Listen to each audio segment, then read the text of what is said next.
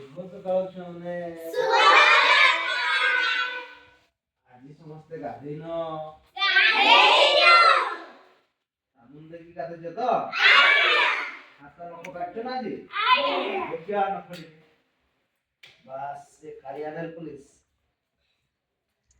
ବାସ୍ very good ନାଲିଆ ନାଲିଆ ନେଲ ପଲିଶ ବାସ୍ ଭେରି ଗୁଡ କଣ କରୁଛୁ ଦେଖିଆ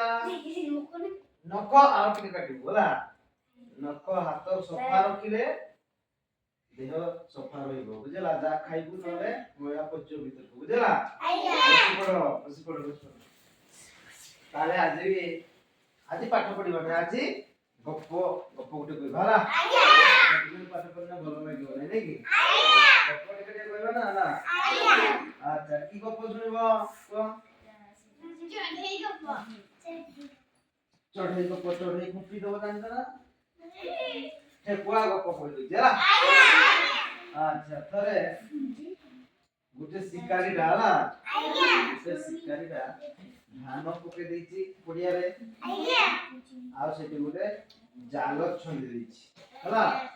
ଚଢେଇ ମାନେ ତ ଉପରେ ଉଡି ଯାଆନ୍ତି ବେଳକୁ ସେ ଧାନ ଗୁଡା ଦେଖିପାରିବେ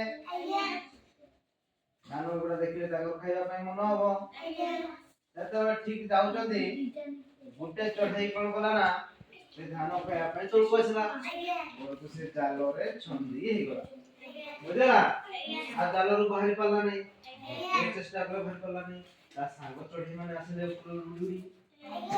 ଉଡି ଯେତେବେଳେ ଆସିଲେ ଦେଖିଲେ ଯେ ଆମ ଚଢେଇଟା ଜାଲରେ ଫସି ଯାଇଛି ବଞ୍ଚେଇବା କେମିତି ତ କଣ କଲେ ସେମାନେ ତାଙ୍କର ଗୋଟେ ବୁଦ୍ଧି କଲେ କଣ କଲେ ବୁଦ୍ଧି କଲେ ଆଜି ଏ ଜାଲରୁ ଆମ ସାଙ୍ଗଟାକୁ ବଞ୍ଚେଇବା ସମସ୍ତେ ଏକା ସାଙ୍ଗରେ ସେ ଜାଲରେ ବସି ପଡିଲେ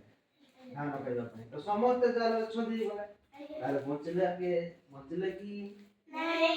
ଯେତେବେଳେ ସମସ୍ତେ ଜାଲରେ ଛନ୍ଦି ଗଲେ ସମସ୍ତେ ଉଡ଼ିଲେ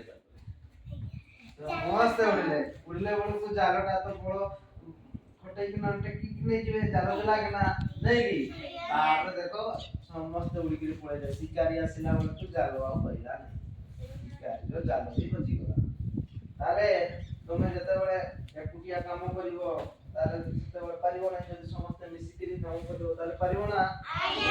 ତମେ ଧରାଯାଉ ଗୋଟେ କାଠିଟା ଦିଆଯିବ କାଠିଟା କେମିତି ଭାଙ୍ଗିଦେବ ଜଣେ ଭାଙ୍ଗିଦେବ ପାଞ୍ଚଟା କାଠି ଦିଆଯିବ ଏମିତି ଭାଙ୍ଗି ପାରିବ ବେଶୀ ଲୋକ ହେଲେ ଆଉ ସେଟା କେହି ପାରିବନି ତେଣୁ ସବୁବେଳେ ତମେ ସାଙ୍ଗ ହେଇକିନା ଥିବ ହେଲା ବୁଝିପାରିଲ ନା ସମସ୍ତେ ଆଚ୍ଛା ଠିକ ଅଛି